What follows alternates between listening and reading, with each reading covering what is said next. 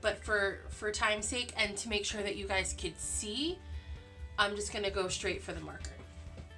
So I'm gonna start by putting a flower over here.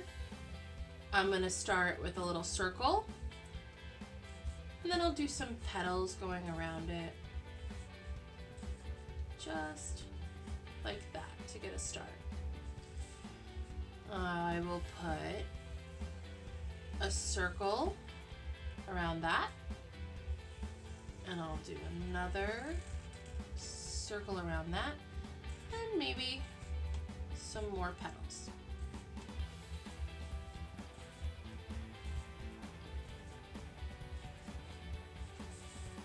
Feel free to turn the paper to whatever angle is most comfortable for you. As I go around, I'm going to turn my paper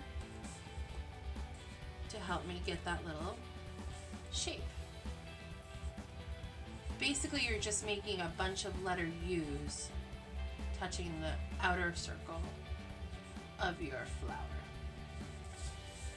All right, so let's do another circle around that.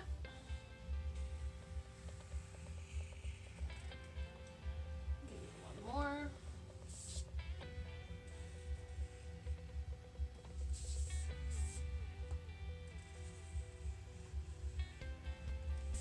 And maybe here I'm going to make some designs like that.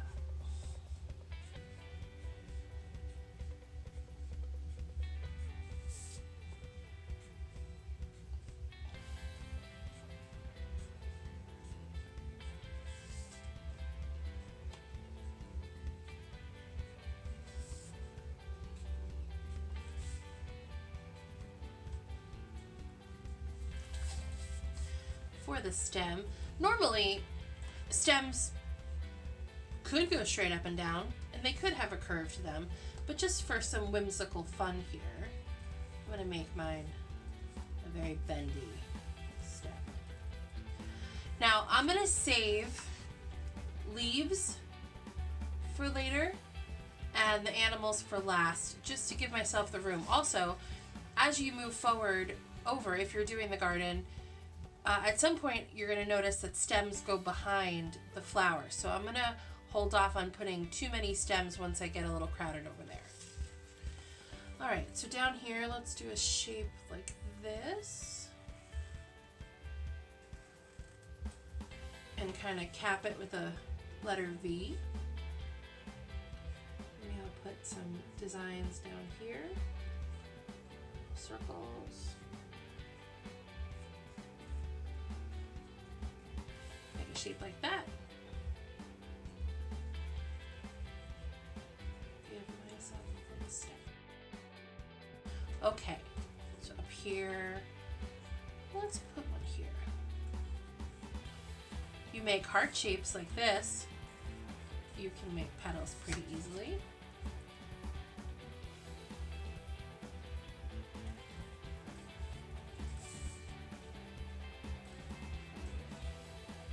Like that. Maybe I'll put little marks in there, just for a little extra. I'm going to hold off on the stem, come down here.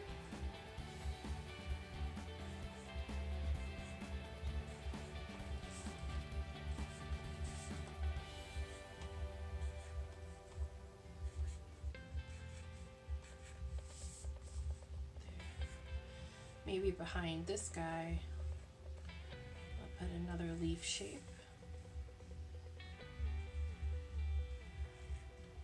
Some petals on the outside.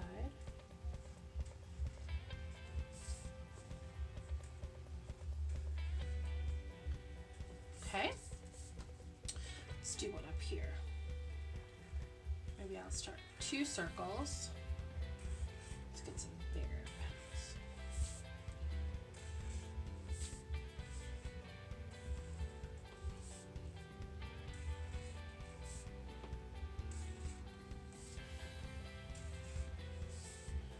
And maybe I'll put some designs like this.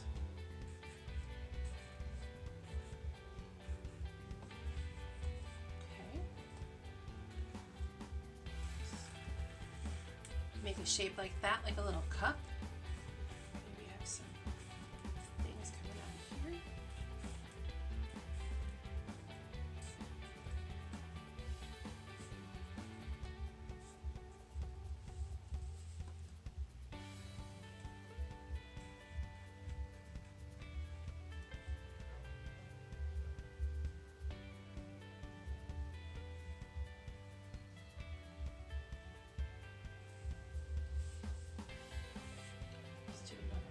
these.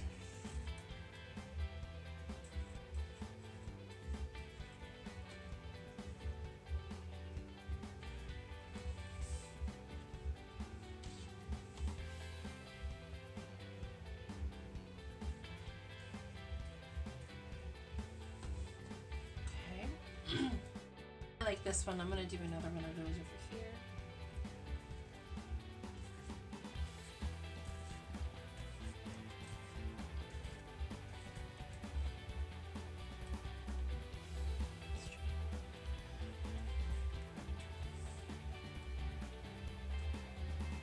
And now I'm kind of going to hit into that, and that's okay. I'm just going to stop as if the petals of this flower were behind this U-shaped flower.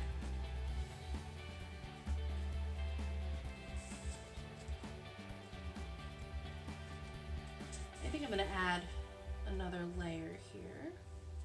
So if you want to put another one behind it to make it look like it's sticking out, if you can notice, I started on the edge of the point on this leaf, not down here, but up here. I'm going to make my shape, and then I'm going to come stop right at that petal. This way it looks like it's tucked behind.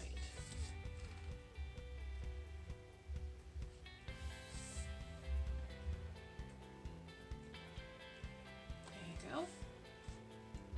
Okay. So that's a bunch of flowers. Let's start putting some stems in here. I also want to put in my little snail. So the way you do a snail is you're going to do a spiral.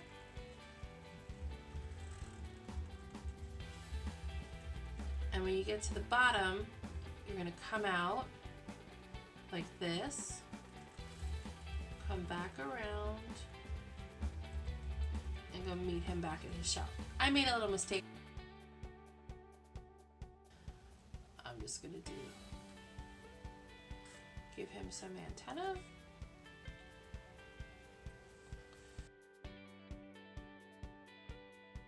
Let's go this way with this guy.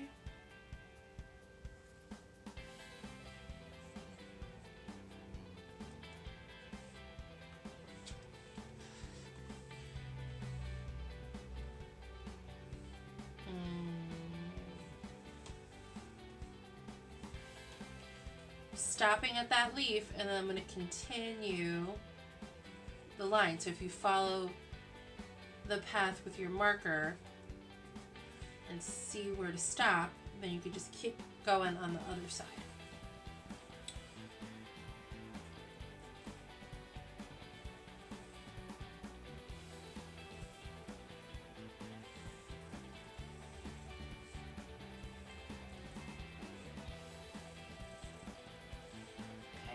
Some leaves. Now when you're looking at something like this, it's what we call composition. You're picking the composition of your picture. So you want to look at the space where you feel like things need to be filled up. So I have a lot going on here, so maybe I don't need anything in this area, but up here I think I could use a little something. I think over here, oh, I didn't do this stem, so he'll be coming down like that. I don't have enough room for a leaf there, so I'm not going to put one.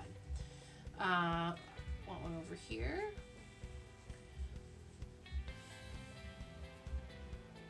How about one coming out of here? I think you could even do two on each side over here. Maybe do a big one, so that's a bigger flower. I think I need something over here.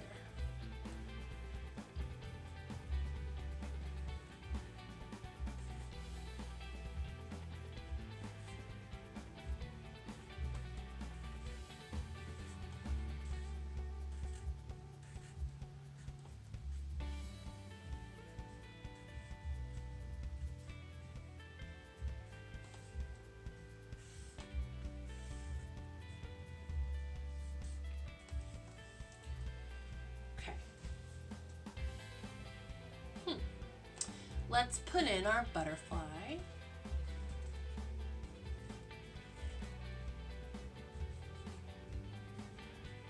So that's just like the letter B, right? We'll do the other side.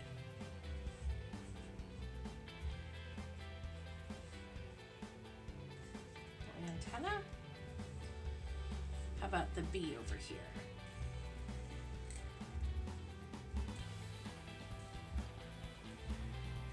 So you draw like an Easter egg shape, and then give some thick black lines.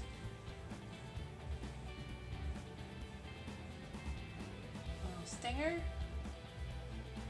He's a happy bee. He needs some wings.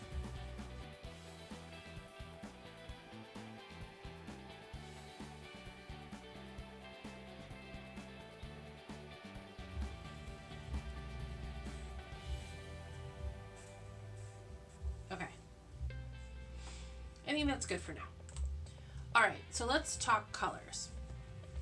Now, if you look at mine, I went for a traditional rainbow, but some of my green ran down through my red. And when you mix green with a color like orange or red, it'll turn a little brown, and I'm totally fine with that. I love the way that this came out, but if you want to make sure to avoid that, here's your trick. Here we have a color wheel. All of our colors, our three primary colors, yellow, red, and blue, are on opposite sides of each other. If you mix blue with yellow, you get green. Red with yellow is orange. Red with blue is purple. However, if you look at a color that is opposite from each other on the color wheel, that's when you're going to get a brown color if you mix those.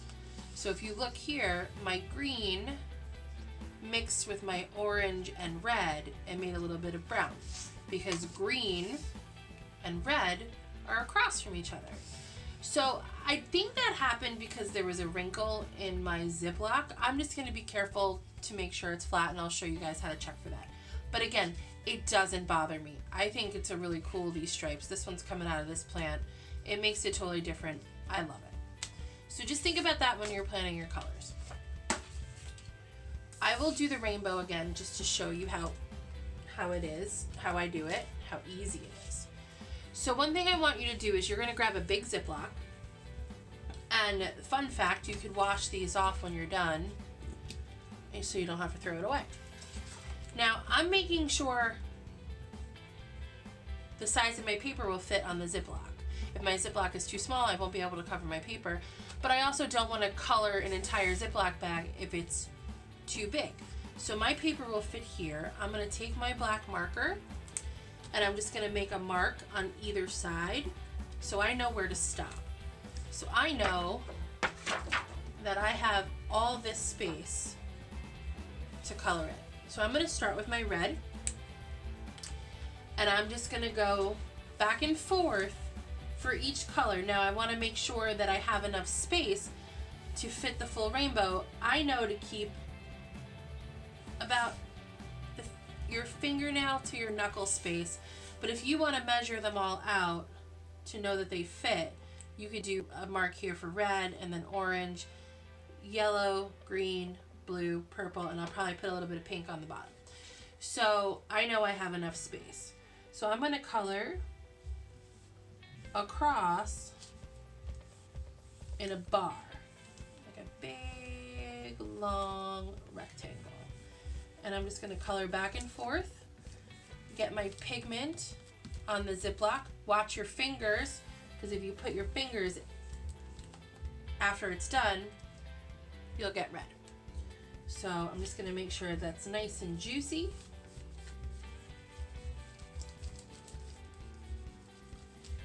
And even if you have spots that don't come up, like I like that I have some white bits in here.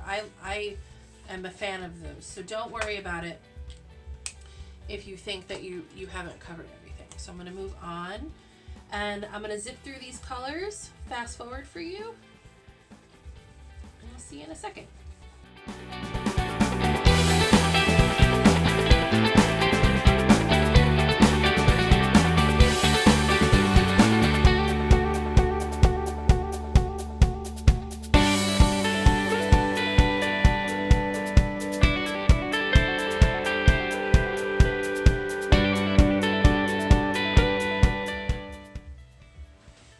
Okay, so we have our rainbow. I know that it's gonna fit my page perfectly. So the fun part, water bottle. If you have a spray bottle like this, or if you have a bigger spray bottle, anything that could get a spray,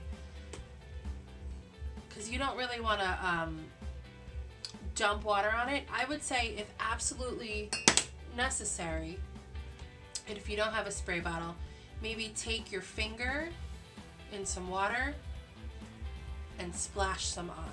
Just make sure you get it wet enough, but you don't want it dripping wet that all your colors are going to start running together. So if you have a spray bottle, that would be great. Just going to make sure I'm all covered. And I'll notice that it's ready when I see some colors moving around in there. I'm going to be careful with my green again. Let's see if I can get this to stay. So I'm going to lay the paper down on the paper, on the Ziploc, and I'm going to rub. And this is important when you're doing printmaking. You want to make sure that you rub long enough to really get that color going. Because when you peel it down, peel it off, you want to make sure that your whole surface is covered. And I could see, look at my hands, I'm already doing good. So let's see what it looks like. The big reveal. Yeah, so cool. I love it. Love it, love it, love it. Now your paper might peel up, roll up a little bit. So just try to place it down as flat as you can. Don't put anything on top of it to flatten it until you dry.